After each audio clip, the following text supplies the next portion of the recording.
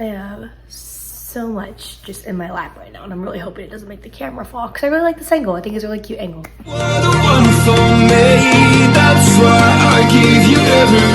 Hi guys, it's Sav and welcome back to Book It. So today we are going to be doing a best and worst of 2023. In 2023, I read 78 books that were like published to my Goodreads. I won't lie, I read more than that. There's about 15 books that I did not like have enough time to do reviews for and stuff like that. So those are currently like up in the office, and I will be doing like those throughout 2024. Even though I did read them in 2023, I'm just going to count them as my 2024 books because I already did so much in 2023. But I did want to go through and talk about the best and worst books because I read a lot this year, and I also am going to talk about like my book of the year. So I'm very excited about this. But yeah, these are the 5 best and 5 worst books that I personally read in 2023. And I will tell you exactly why. I'm going to pull up my Goodreads right here so I can give you the exact reasoning for both. So I think I'm going to start with the worst book that I read this year.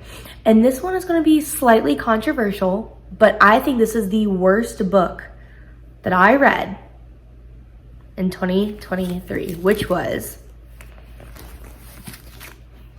Leila by Colleen Hoover. Oh my gosh, I can already hear people getting angry. So I understand that right now Colleen Hoover's under some drama. I'm not really sure about what she did. I have no idea, but I do know that she's under fire right now. And this book is a paranormal romance that she wrote, and everyone was so excited for it. I hated this book. In the nicest way possible. I gave it 2 stars because I was able to get through it. But if I had a DNF and did not finish, like list or shelf or something, I would put this on it because I almost did not finish it. Going through this was so hard. It made me actually work, like really concentrate on like reading because I hated this. There are barely any notes in here because I didn't find this book exciting. I didn't find it interesting. I thought it was a cop-out. I hated the ending. I actually ended up recommending this book. Actually, no, I did not recommend this book. I apologize. I did not recommend this book to my stepmom who loves reading. She's like, this past year she's hopped on this big reading trend because of me. She read Verity and then like from there spiraled, and she's been reading all of Colleen Hoover's books. She was reading this around Thanksgiving, and I got a call from her, and she was like, have you read this? And I was like, yeah. And she was like, what the hell, this book sucks. And I was like, I know, don't finish it. And she was like, I can't not finish a book, Savannah. So this was the worst book of 2023 for me personally. Paranormal romance, I didn't like it. I literally put I understand why people were unable to finish this because it's not her best work in the long run. There were a couple good parts, and I think the concept could be interesting overall, but I do not think that it was executed properly. And the plot twist, there was nothing there. This one was not a winner. Also, we all know I like my books a little spicy. This had like no spice. There was one quote that like made me, oh, I don't have it on here. I'll say there was one quote that made me like actually cringe. So yes, my worst book of 2023. Here she is. I'm not apologizing for it either. So yeah, moving right along. The second worst book that I read in 2023, and this is, I feel kind of bad for this one because it was not her fault in the slightest, but The Maddie Diaries by Maddie Ziegler. It was her autobiography that she wrote. Sia wrote the foreword to it.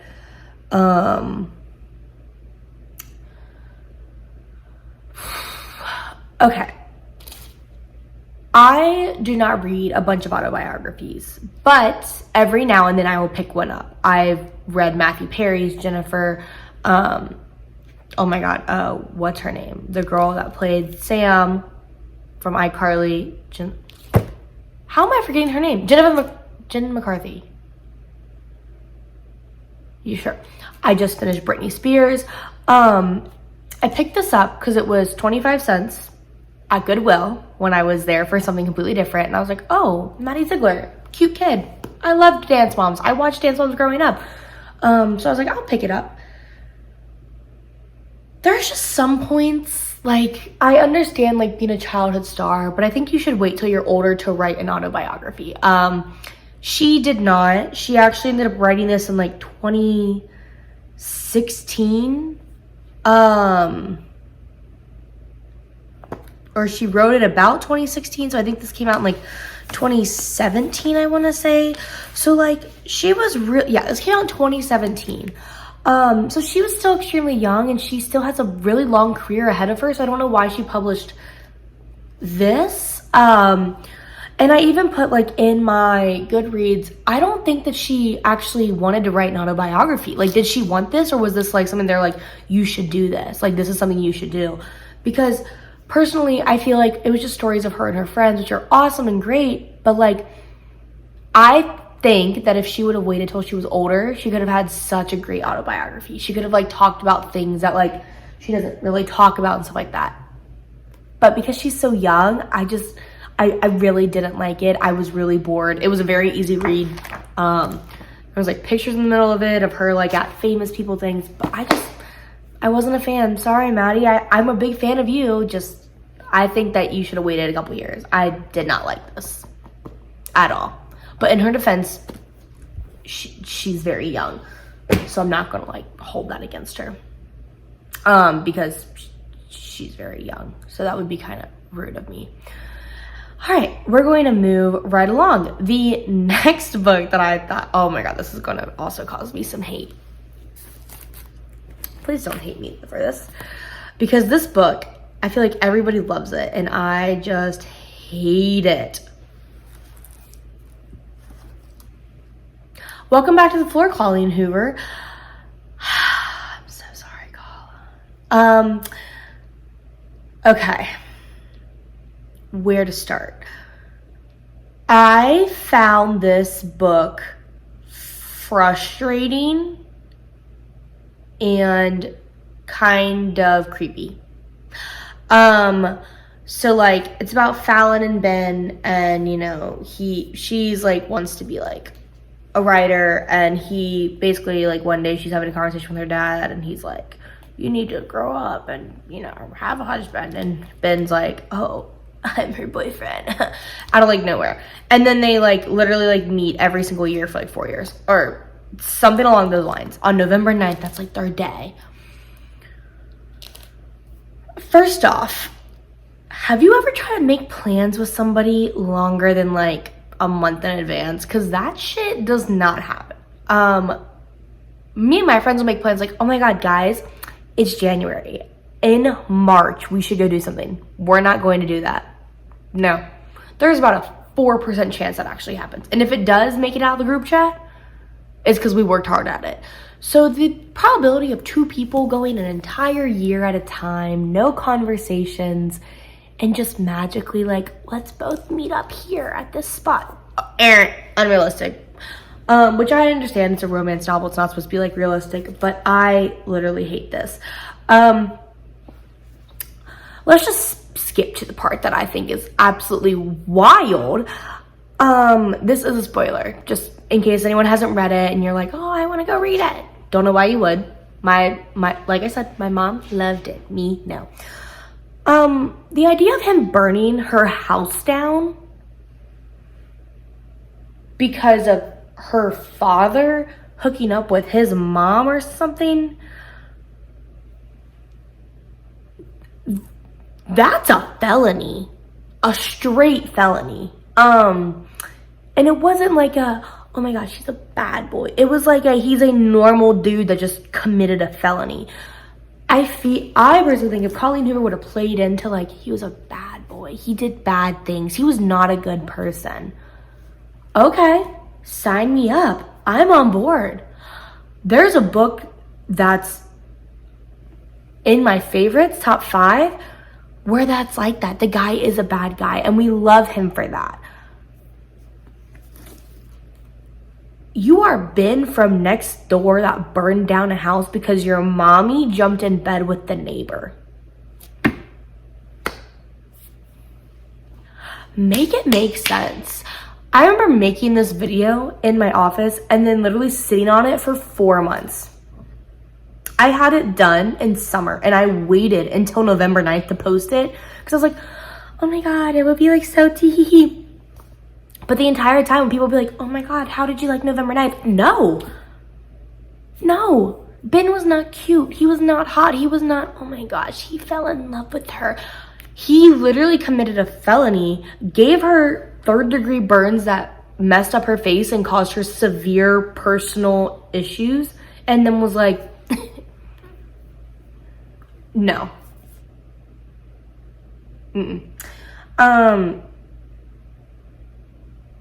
Yeah, no. Colleen Hoover, me and you, just no.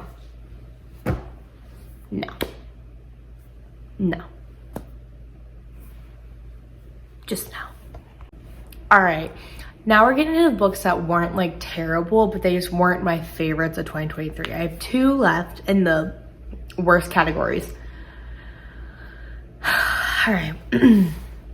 This book was nominated for Romance of the Year in 2021. So I had very high hopes and then it really let me down. Tessa Bailey's It Happened One Summer. I'm so sorry. I feel like I'm about to get hate out the ass. Yeah, I found this book extremely boring.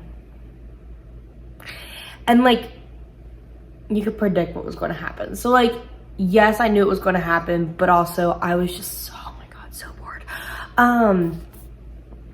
Everyone told me to read Tessa Bailey because I was like, oh, I love dark romance. I love smut. They're like, you have to read Tessa Bailey. You have to read her. I did. And no to her, I don't know if I'll ever pick up a book by her again. Like, no, it just wasn't for me, and that's okay. But this one where Piper goes to live in her mom's ex hometown where her dad died, and her mom hasn't been back in years, and her stepdad cut them off. I understand that she was like, oh, the character was inspired by Alexis from Schitt's Creek. I love it. I can totally see it. I get what she's getting at. I understand it. But then it's like she falls in love with, the fisherman just like her mom did, and they have this great romance, and he's like always off doing these really scary things that killed her dad, and like that's great and amazing. But there are just so many plot holes. So like the first one was like she was trying to stay relevant. That's the whole reason she got sent out, is that she was trying to stay relevant, and she like crashed a hotel and like threw this wild party on the roof, okay? And then she dipped. If you are a prominent influencer, celebrity, whatever, and you just dip off the face of the earth, usually people ask questions like, hey, where is she? Where did they go? What happened? It basically was like, she was like, oh, I'm such an influencer. And then moved to the small town where no one knew who she was. Totally get that. They knew who she was through her like dad, not through her like social media. Totally cool, respectfully. But like nobody at all reached out to her. Nobody like came looking for her. Nobody wondered where she went. And then when she went back towards the end of the book and like went to like these crazy parties to show like she was back, great. Nobody gave a shit that she was gone. Like, plot hole. That's fine. Whatever. Cool. Yeah, that's basically it. That was my big thing. It was like, if she was famous, did she have sponsors? Did she have brand deals? Was she just not doing contracts? Was she like nulling the contracts? Was she just like, just influencer questions for her? It was fine. I don't really recommend these books to people. Not my cup of tea. I tried so hard though to like this. And the last one, okay. So this last book on my top 5 worst, I feel really bad about it because it's actually a very good book. My personal opinion is that this series was done. It should have been done after the second one. And this one kind of, I feel like I was bored. But I want to start by saying I love this author. I love this author, and her work is amazing. It's Saint by Sierra Simone. I personally feel like this series should have ended. I loved Priest. Love. Sinner. Amazing. Beautiful. But then you had to go for the 3. And I could not do it. Oh my God. I think I started off my review with, please, for the love of religion, stop this series. I loved the first 2. This one was just so much like, this one was about a monk and his ex-boyfriend was like traveling across Europe with him on like paper research, and like, great. How many times can you like go against a religion until it's like considered like a hate crime? Because like the first one was like about a priest, amazing, falls in love, breaks his vows, spicy, hot, yes. Second one was about a girl who was a nun, decides to not pursue that part of her life. She wants to be different. She wants to, you know, go out and be with this guy. Amazing, awesome. This one's about a monk who's already a monk, already taken his vows. And I personally liked the book, but this series could have been without. It could have been a 2-parter. Could have been Priest, Sinner, boom. I understand you wanted Sinner and Saint. I totally get that. I just personally believe that this could have been a little bit better. I'm gonna fix my camera so I can slouch. It just wasn't my cup of tea, and I think that's okay. I think it's okay that I was not a #1 fan of it. I just think that maybe next time we don't do that. Oh, you can see my blanket.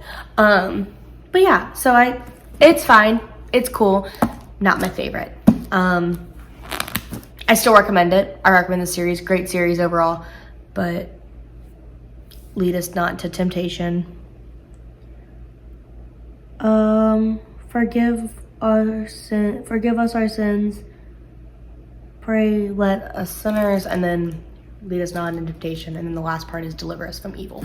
But yeah, that's the last of my hatred. So now we're going to move on to the fun stuff. The books that I loved this year, and we're going to end it with my book of the year. Yes, I went and made myself a milkshake and then drank it while I was editing another video.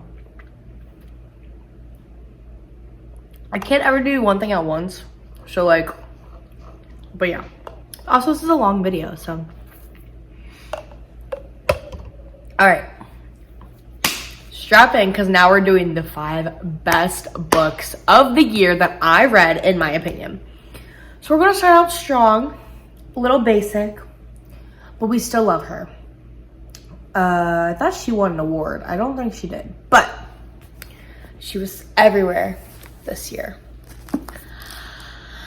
Icebreaker with Nate and Stas. Oh my God. Okay, hockey romance, my thing now. I have now decided if me and my current partner that I love ever break up, I'm going to a hockey boy and you can't stop me. Literally, it was so well written. I was afraid it was going to be like every other hockey romance. Yes, it was predictable, but it had so many like little things here and there. I'm very excited for her other book that she has coming out. Wildfire, it's already came out. I already have it. I just haven't read it yet. But I really like this book. I recommend this book to anybody who wants to read romance. When my mom's done reading her Colleen Hoover phase, I'm gonna give her some of these because she'll love these. But yeah, no, smut, beautiful, but also overall, this was a 5 out of 5. All of my books on this list are gonna be 5 out of 5s because they're my favorite books of the year. But this book like actually pulled me out of a reading slump that I was in, so I'm very grateful for it. This is also the first full book I read at like work in the summer. There was no one at work, so I just read it. But yeah, so excited. Love. Mwah. All right, I'm moving on from that. The second book, which I was kind of surprised and it shocked me, I read this book in one sitting at the pool, and it took me 3 hours, and it was a winner of the 2019, 2 awards. It had nominee for Best Debut Novel 2019 and then winner for Best Mystery and Thriller. So as you know, I'm a dark romance. I'm not really a thriller person, but The Silent Patient makes an exception. The Silent Patient makes an exception because literally this book, amazing. I literally thought I knew what was going on the entire time, and then at the end with the plot switch, oh my gosh, like this is just, I heard that not all of his books are hits, and that's fine, but this one, if this is like the perfect fall read. Like I think I read this in the summer because I was at the pool. Sorry, my hair on this side is like acting really weird. Like this side is fine, but like this side is, it's fine, whatever. This literally, oh my God, I just remember reading this book and I was like, wow, I wish I would have waited to read this book in like October, September, that whole area of time, but I didn't. But I'm very glad I read it when I did because it was so good. And I remember reading it and calling my best friend. I was like, oh my God, this book's amazing, because she had just finished it too. This book is awesome. There's not a lot of notes in it because I literally could not stop reading to like put post-it notes in. I was just like, whenever I annotate books, if there's like a lot, it's a good thing. If there are little, it's either I loved the book or I hated the book. There's no in between. So I loved this book. Got me back into thrillers, which was amazing, because I actually started on thrillers. Thrillers and mysteries were like my starting books, and then I moved into romance and then dark romance because I liked it, which actually brings me to my next book, which was also a thriller, and it was nominated for Best Thriller of 2021. And this book had so many, like mixed reviews, but Local Woman Missing. I don't understand how people didn't like this book. I loved this book. So this was the first audiobook I'd ever listened to. I am not an audiobook person. I like to be able to like look at it and like read. I learned that I love audiobooks through this one, which is when I literally would like be listening to it like while I'm doing the dishes. Like I'm moving and I'm still like listening to this book, and then I would stop and then like open the dishwasher and like, you know, do all that, and then when I would close, I would like pick up my book and be like, what just happened? Like, where am I? And I'd follow along, and it was actually super, super nice. And it took me on a whole audiobook trend there for a minute. That's all I was doing, was listening to audiobooks while reading other books because I'm a psycho. And I was trying so hard to get all my books up, and now I'm like, no, I will read at my own pace. Videos will come as I finish books. It's at my own pace. But no, this was so good. It was a plot twist. It was like shocking. It was crazy. I was super freaked out because like she returns, but it's not her. And I was like, oh my God, amazing. So this book, also a wonderful fall read. Amazing fall read. But yes, that's, okay. I went on, for some reason, I was on like a mystery thriller like kick there for a minute, and I don't know why, but I'm like okay with it. Like I'm totally fine with it. All right, now I have to choose between, I have 2 books left that were also in my top 5, and I have to choose which one got the top. And just looking at it, this book is so beat up because I was like, I have to really beating the shit out of this book when I was reading it, and this one's amazing. So, okay, let's go. All right, let's credit where credit's due. She Comes Back to Haunt Us. Colleen Hoover's Too Late was the 4th book on my top 5. Okay. this, Colleen Hoover starts this book, like first off, just look at my book. We all know that I keep my books in very clean conditions.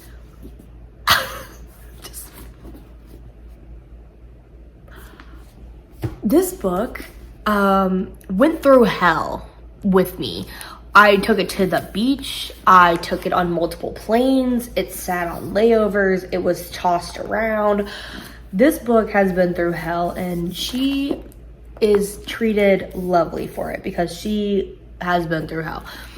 This was the first dark romance that Colleen Hoover has written, and she even starts off by saying, like, at the very, very beginning, like, there's a whole little thing that's like, hello readers, this was a project that I started in 2012, working on writer's block. I never thought it would be, like, released to the public, but people, like, she released, like, a chapter of it or something on, her website when she had writer's block, and people were like, we need the book, we need it. And then at the very end, she puts the trigger warnings of foul language, graphic sexual scenes, murder, SA, and drug use. And I was like, Colleen Hoover, the same girl that wrote November 9th and Leila wrote a dark romance? Okay. Not prepared for the emotional damage this caused me. Because I just, literally, this was a masterpiece. But the triggers do need to be taken seriously. So if you have the triggers, don't read it. Read something else. I liked the slow burn. This book made me so angry. I remember sitting on the beach, like, throwing the book down. I was like, I'm done reading. And my mom was like, what the hell's going on? And I was like, no, I fucking hate this book. Because of Asa, because of Sloan, because of Luke. So Sloan and Luke, slow burn, amazing. Now my book's all messed up. So you read this book. Just read it. Like, I could sit here and tell you about it. I have a video on this book. Just read this book. It's so good. But yeah, this is number 4 on my top. 5 out of 5, the last book on my top 5. This is not the book of the year. This is just top 5 books. Let me pull it up right here. A girl that me and her had a very rocky relationship. We were not friends. We hated each other. And now I consider her one of my best friends. This was nominated in 2018 for the best romance novel. And it should have won, in my opinion. But, all right.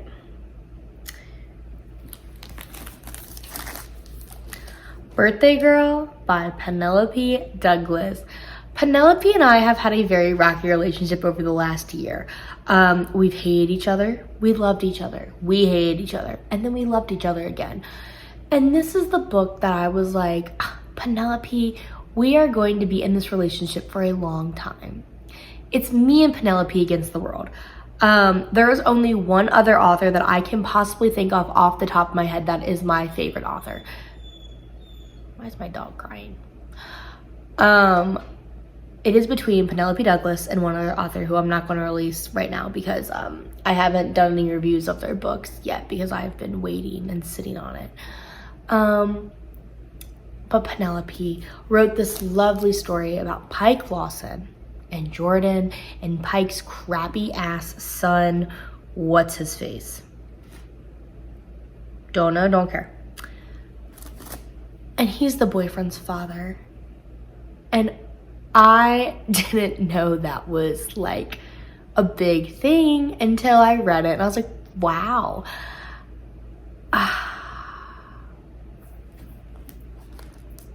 Penelope Douglas has my heart and I love her.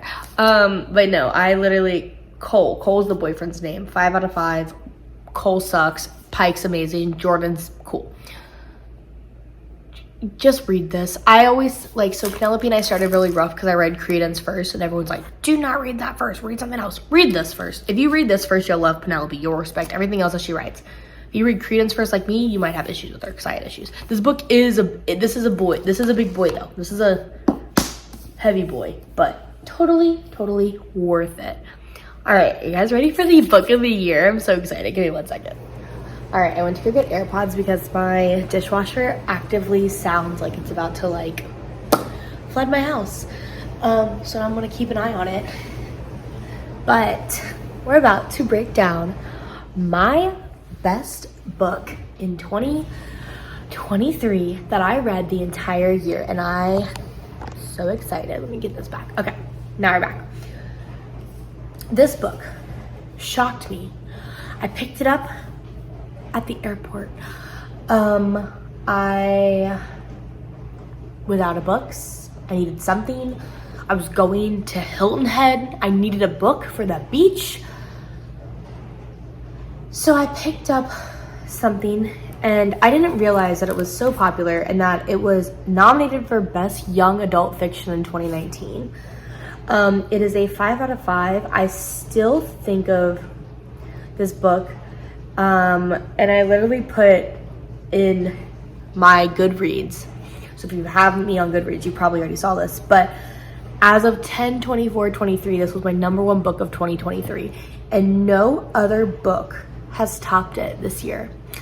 The only other book that I could possibly think of is a book I'm not even going to be doing a video on until like February or March.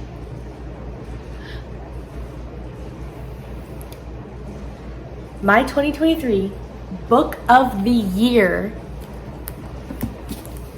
is The Grace Year by Kim Liggett.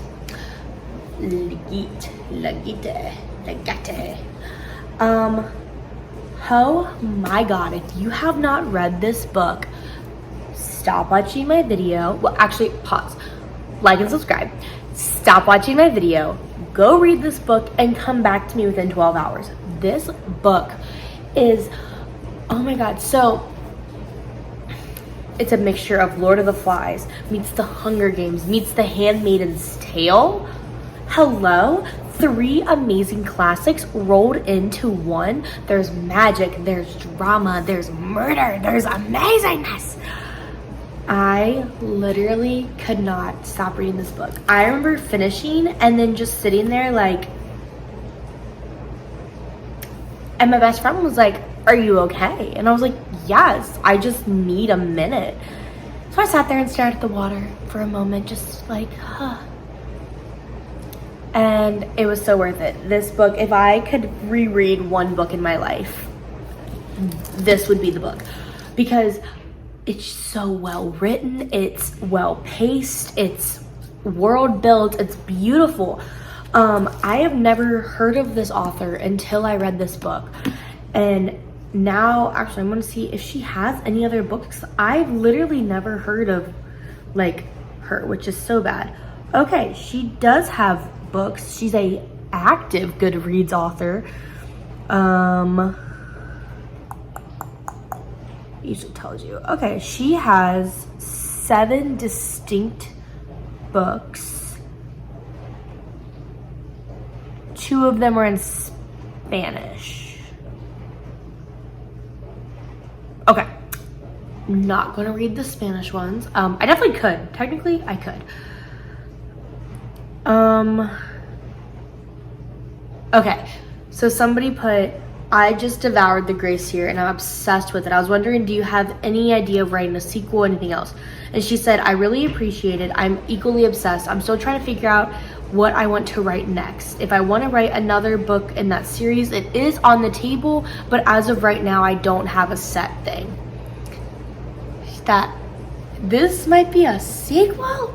I think it'd be cool to see the first one. Anyway, but all that aside, this book is amazing. It was literally, I fell in love with reading by reading dystopians like Hunger Games, Divergent.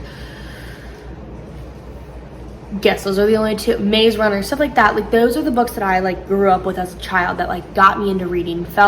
Made me find a passion for like, I love this. Not just something I did for like school and like, you know, how to read Lord of the Flies for class. Like no, it was something that like pulled me in. And sitting and reading this made me kind of remember why I love reading so much. And it's really hard because after reading such an amazing book like this, you go to your next book and you're a little more harsh because a book was so great. But this was the best book of 2023. My all-time favorite. Literally, I recommend it to anybody, but it's one of those books where I recommend it, but I will not let them borrow it. But yeah, the grace here is beautiful, and I love it. It's just so well written. You like, in all honesty, read this book, you will not be disappointed. If you are disappointed, please send me an email, send me a DM, let me know why. We could talk about it. It's okay. This best book of 2023 in my opinion, for me. And yeah, that's it. Those are the 5 worst, 5 best, and my top book of 2023. I'm so sad that the year's already over. I'm very excited to see where 2024 goes with my channel, with this. But yeah, I'm really excited. So that's it for now. Please make sure you like and subscribe. It really helps me out so much more than you know. You can always undo it at any other time, but as a passion project, it helps me out. So thank you so much. Why does this look orange? Okay. But yeah, that's it for now. So I will see you next time. Bye.